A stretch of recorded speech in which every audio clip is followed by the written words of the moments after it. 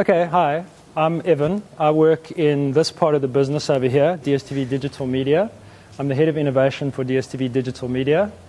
And I started a while back this relationship between MultiChoice and the Launch Lab, trying to explore ways of improving our own internal innovation process. So we've got some formalized innovation processes in our business, but we're not great at incubating startups, and we're not great at kind of shooting off hundreds of cool ideas and then seeing which ones stick and so on. And we think the Launch Lab has got a lot more experience in that area, so that's why we started to engage with them, and that kind of activity has kind of brought us all here today. Yeah, that's enough about me. As Dave said, I'm going to talk to you a little bit about the kind of market context and some of the forces that are forcing us to think about innovation in different ways. And I hope that some of this information will be valuable in developing ideas yourselves. Dave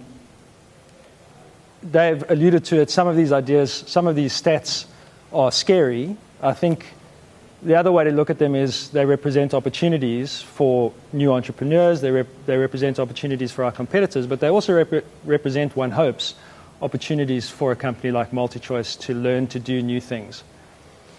So I don't want to get fixated on the specific numbers here. If anybody's interested in, I mean, you can go and pull stats like this and all the subsequent slides off the internet, you know, and get different views of this every day and get different specific values for these numbers. I really want to just focus on some of the trends. So the slide on the side here is talking about television versus YouTube viewership. It's a stat from the United States.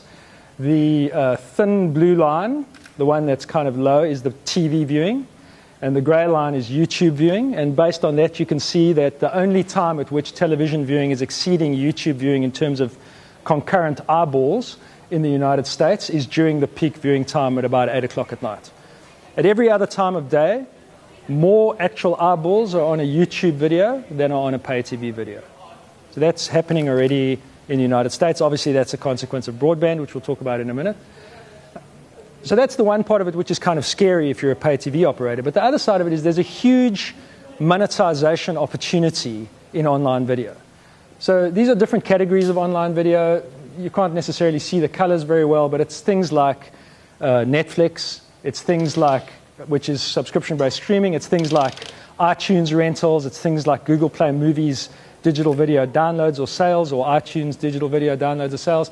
And the numbers that people are attaching to these kinds of businesses on the video side are very, very respectable and very healthy numbers. To give you an example, for online video to be hitting numbers like $13.7 billion US inside the United States, the current size of the total music industry globally across all channels is about $20 billion.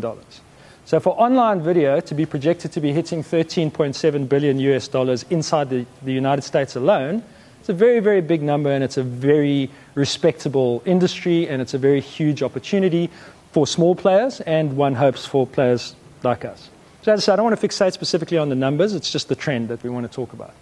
The other big trend, the thing that we've noticed, and that's obviously of great importance to me because I come from the digital media side, is the way that broadband is impacting online video consumption. So one of the ideas that we have inside our business, and I think the industry generally has, is that Africa is kind of lagging behind on broadband penetration, and you can only get decent broadband if you live in Europe, or if you live in the UK, or if you live in the United States. That is true to a large extent, but I think that this year, my belief, I've been saying this every year since 2009, sooner or later I have to be right. I think 2016 is the year when broadband is finally going to tip in South Africa. I think this bottom stat is the most important one. Probably at the beginning of last year, we were quite pessimistic about fiber uptake. Now we're thinking that by the end of this calendar year, we'll see as many as 250,000 fiber homes already connected and paying fiber customers in South Africa, which is fantastic because what drives fiber uptake is video. Huge opportunity to put video over the internet now. To give you an example, last year, for the first time, Telkom surpassed 1 million home ADSL users. 1 million total ADSL lines. Probably about 650,000 to 700,000 of those are home ADSL users. And they've been laying ADSL for a couple of decades. The growth of fiber is insane. That 250,000 number might actually even be conservative. By the end of 2017, I wouldn't be surprised if we were up at around 400,000 connected homes. And those are very high-value customers. So you can look at it from a scary point of view and go, okay, well, those are all of your DSTV premium customers. Now they've got fiber in their homes. They're going to bullet DSTV and they're going to take Netflix. That's the bad story that we don't want to hear. The good story is, well, now they've got fiber in their homes. We as DSTV, who are the kind of owners of video, have got a real opportunity to put video over the top into these people's homes. And we own a lot of very, very desirable and lucrative video rights, sports rights, premium pay television content that we can put onto those fiber lines. As I said, I don't want to fixate on the numbers, but this left side of the slide talks a little bit about smartphone penetration, talks a little bit about mobile broadband, 3G, talks about fiber, and that's across the African continent, so that's a good story for us. And this is just to illustrate to you that, yes, while South Africa and Africa generally taken at a macro level has got poor broadband penetration, there are very definitely parts of the country that have got fantastic broadband internet.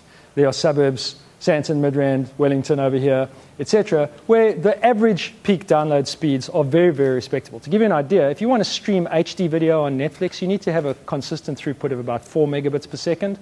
All of these people have got no problem streaming Netflix in HD, not even in SD. If you want to do an SD stream of a Showmax or Netflix, you need about 2 megabits per second consistently. If you've got a fiber line coming into your house, you can stream video, and you can stream very high quality video. You can probably stream 4K video. So there are definitely pockets of the country where people have got serious broadband. I, in my house, am fortunate enough to live in a suburb in Johannesburg where they've laid fiber. I've connected fiber up to my house, and I can tell you straight away, as soon as you've got fiber into your home, even if you think you won't, you will watch a lot more video on the internet. It's just, that's what drives fiber usage. Obviously, mobile is another big part of the story. Again, don't want to fixate on the numbers, but just to show you, this is a chart of internet access adoption by different types in South Africa. The bottom line is fixed line. I think that's a little bit conservative, but it comes from PwC, and it was done a while back before fiber really started to explode. The yellow line at the top is just showing you that a lot of people are starting to, many more people are accessing the internet on mobile than are accessing it over fixed line. Now, that represents a few problems because you don't get guaranteed quality of service over a mobile connection. Mobile data is extremely expensive. I mean, in the ADSL world, you can buy a gig of data for $2 sometimes. Try and buy a gig of data for $2 from your mobile provider and see how far your R2 goes. It doesn't go very far. You probably buy a gig for about 49 Rand. Is, I think, the cheapest gig you can buy from a mobile operator, so it's very expensive data. But things like LTE that are rolling out and HSDPA and all of these new technologies are being used to broadcast video. And we think there is an opportunity with smart network topologies and technologies to deliver video over mobile. And then obviously just the physical handset. People have got, smartphone penetration is exploding across the continent. You can get very, very, very cheap smartphones now. I think Vodacom's introducing a 400 Rand smartphone now, which is a pretty functional Android device.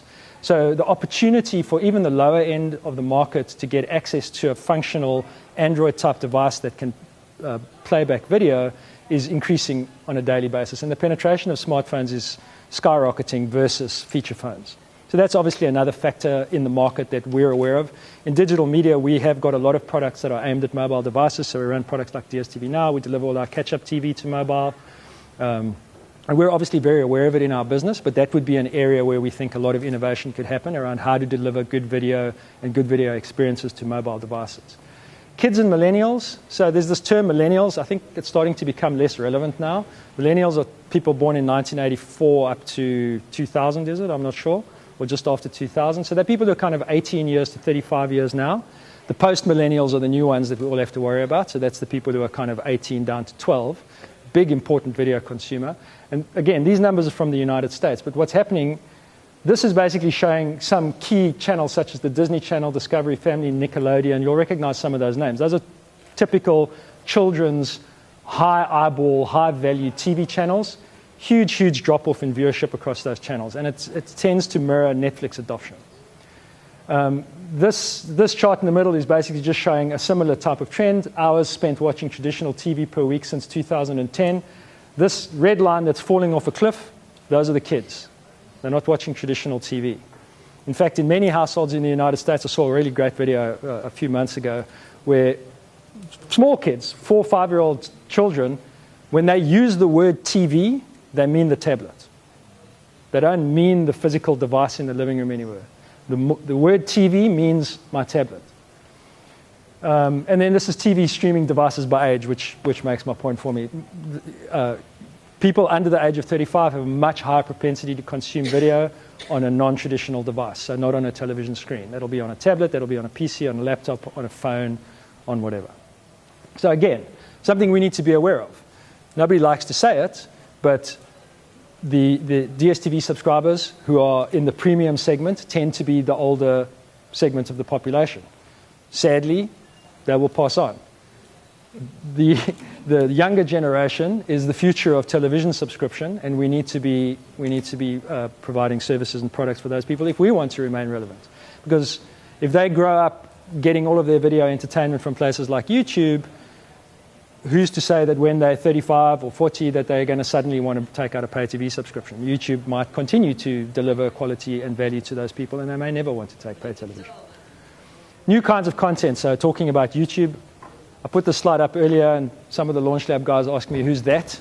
I'm sure some of you know who that is. It's PewDiePie, so he's the world's biggest YouTube star. There are many, many other people like that. So this guy is what 10 years ago would have been called a random nobody. He started a YouTube channel talking about gaming.